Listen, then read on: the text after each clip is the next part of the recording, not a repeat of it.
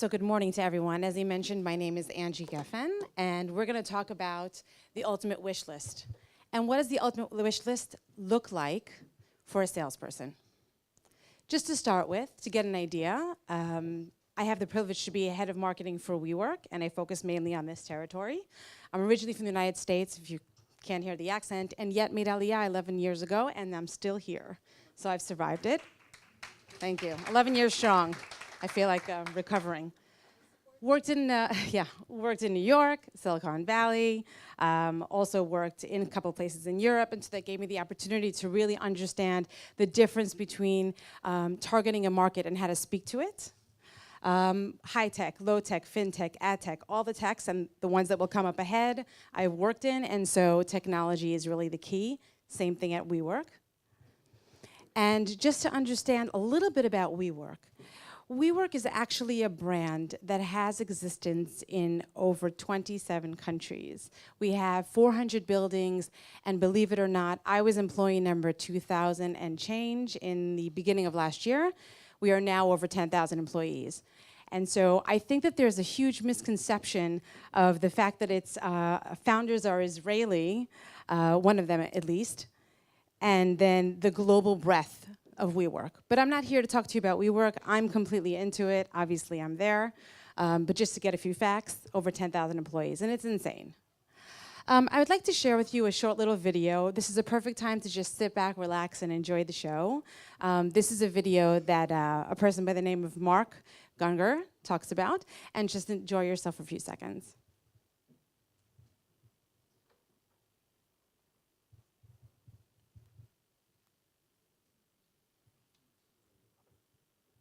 Men's brains, women's brains, and how they're very different from each other. Now, I want to start with men's brains. All right? Now, men's brains are very unique. Men's brains are made up of little boxes. And we have a box for everything.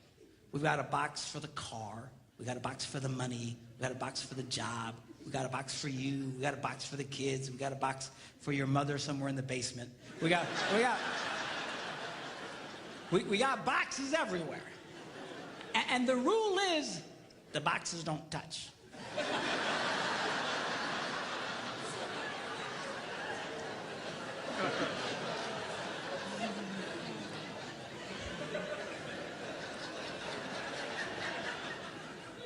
When a man discusses a particular subject, we go to that particular box, we pull that box out, we open the box, we discuss only what is in that box. All right?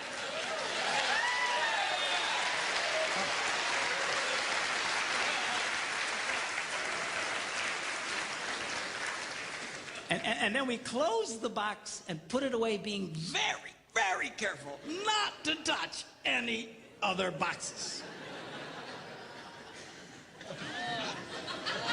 Keep on watching, it's worth it.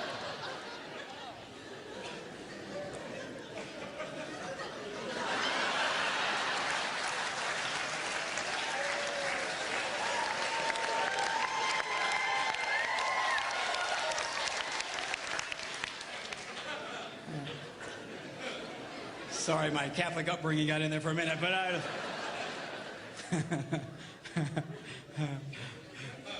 I'm not a Catholic, but I went to Catholic school when I was little. I had a nun who taught on hell like she was born and raised there. I mean, I'll never forget it, but it did me good, actually. It was a good thing. Now, women's brains are very, very different from men's brains. Women's brains are made up of a big ball of wire. And everything is connected to everything. The money's connected to the car's connected to your job, and your kids are connected to your mother, and everything's connected to everything. And it's like...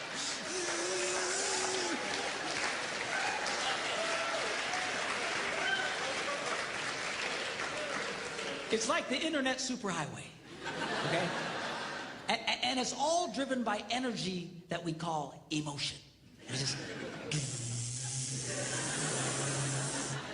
It's one of the reasons why women tend to remember everything. Because if you take an event and you connect it to an emotion, it burns in your memory and you can remember it forever. The same thing happens. Okay, let's put the thing back. So how was that comic relief just for a few seconds? Feels good? After about 2.5 hours of super intense and interesting information that you've absorbed all morning, you have now uplifted your energy and restarted your day. So definitely thank you to the first 3 people who spoke. I definitely learned a lot. But it's also important to know how to take a break. And as we are workaholics here in this day and age, and as we invest so much energy in what we do, especially in sales, because you want to be accessible to all those who are interested in your product, you need to also know and do what you love, which is either work or personal life. So I want to talk about that video. I don't necessarily want to evangelize the fact that men and women are different. I have no right to say anything about it, but I do want to evangelize the concept that marketing and sales is one. And I'd like to bring you a little bit into what my world is, and then you'll soon recognize that your world is just the same. And if you're smart, and if you utilize your tools around you within the company that you work in, you will be a more successful salesperson. The internet is flooded with information, just as what you see on the screen right now. Just as an example, when dealing with hardship, men tend to want to be left alone. And women, they amplify it, they talk about it, they need everyone around them. Another example, men sometimes view assistance as a form of criticism, but women, they love to wrap people around them, make them understand how they feel terrible about themselves, and they all need a whole support system. Why am I seeing this on the internet? Why are people defining and categorizing what a man and a woman wants? Same thing with sales and marketing. This is also what I'm seeing online, and I just can't understand it.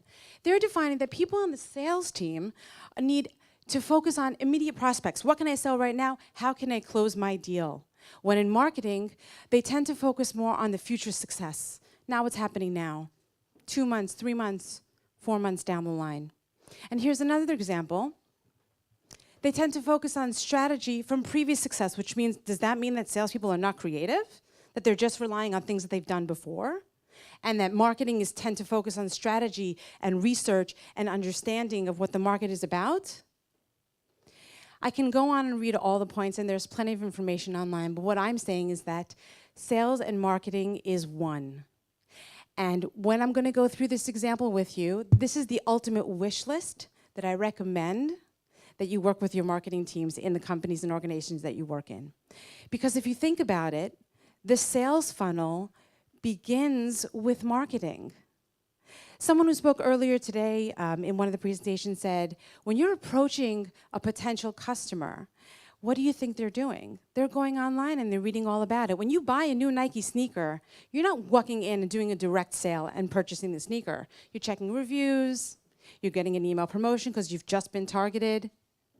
You've seen some advertisements online, you've received emails, you've seen billboards all over.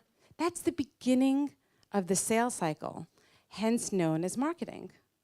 So when you're going in for the kill, if you pick up the phone and call a prospect from a pipeline that has never heard of the product that you're selling, I can only imagine how difficult that could be without marketing.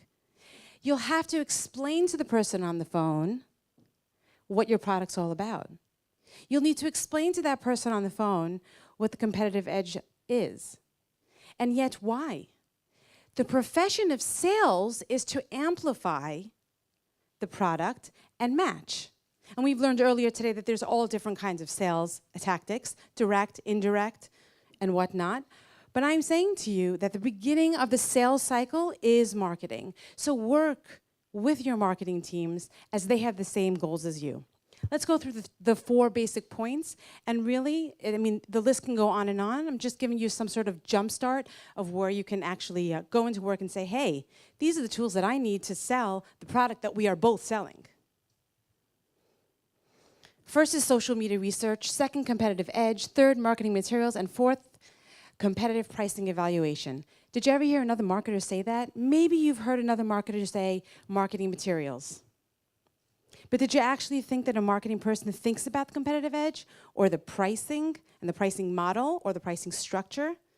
Excel is my best friend, and I'm in marketing. It's a phenomenon.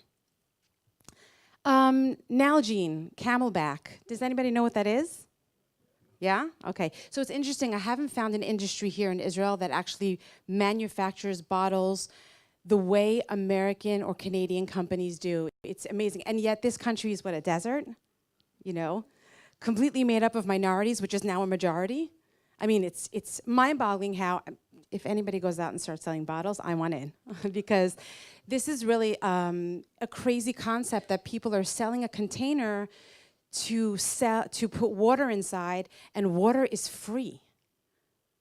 Most countries, you can drink the water right out of the tap, but do we? No, we want to be a standard. We want to be a statistic of purchasing water. More than likely, everyone in this room buys water, and yet we can drink the water from this country, and we watch the news every day to say, please let it rain, and it has this winter, and yet we buy water. It's incredible. Okay, so Nalgene versus Camelback. Let's say I'm a seller for Camelback, okay? I'm personally a big user of Camelback bottles. It has that flip top that I enjoy very much. You can go to your marketing team and tell them, retrieve information from social media. Social media is our best friend and our biggest enemy. It is a dangerous marketplace and yet is the biggest place to amplify what your products actually have. So if you take a look online, okay, here are some samples of the bottles. And marketers use Facebook, Instagram, LinkedIn, email marketing. There are 18 channels of marketing today, till date, not only events, but other digital platforms that we get measured on. We have KPIs. And they're looking to see how Nalgene markets their product. Now, as a salesperson of Camelback, if I can learn how they market it based on functionality in this post, and how they market it based on emotional experience at this post, I can start to get an understanding of when I'm selling a Camelback bottle, I know what the person in front of me is thinking because they've seen the competitive products on an emotional level and a functional level. So in conclusion to social media, there's a ton of information that you can find out. You can also understand what their customers are saying on Twitter. You can learn what they're complaining about. You can learn what they love about the competitive product and use that in your dialogue when you're selling a product from the very first conversation. Having a competitive edge. In order for us to be real marketers, we need to do market analysis. I think the biggest loophole here is that we don't share the marketing analysis with the sales teams. And I think it's something that you guys can actually work closely with the marketing team, because in order to create the simplest competitive analysis on a product, you need to understand what all the other products are defining as a USP. So yes, great salespeople know their own USPs. They know exactly what the features are, whether it's a SaaS product, online, offline, hardware, it really doesn't matter. But a good salesperson, oh, I know my features, I know my products, I know what I can say in the sales conversation, but do you know what your competitors are saying? So marketing people tend to be quite organized, and so they have this obsession with Excel sheets and spreadsheets and presentations, so it's really easy to share the information, and I encourage you to work with your marketing teams. I've had product marketing people on my team. I've had competitive analysis people on my team, and that's what their job was. Because in order to target the audience and educate the market for the sales team, they need to understand the competitive edge and competitive analysis. So please, use the information. It's somewhere in a spreadsheet. Marketing materials. So oftentimes, marketers are seen as people who generate one-pagers, brochures, events, and yes, all that is very much important. But we only make them for you. We don't need them. We do the competitive analysis to understand what to put inside of those marketing materials. We do the pricing analysis and the geographical analysis to understand what messaging should be in those brochures. And then we wish to God every day that a salesperson is going to a sales meeting and has a tangible item in their hand, and one of them is the marketing materials we've made. Because with testimonials, you're tapping into the emotion. With case studies proving that the product works better to the other is a powerful tool. With understanding what ads are going out about the product that you're selling on the internet, don't let your potential customer know more about your ads than yourself. Because what you're doing is representing the product and its quality. And as a salesperson, your ability to understand how we market the product is 50% of the sale, hands down. The last thing I want to talk about is the sales goals, and I left this for last because this is sensitive.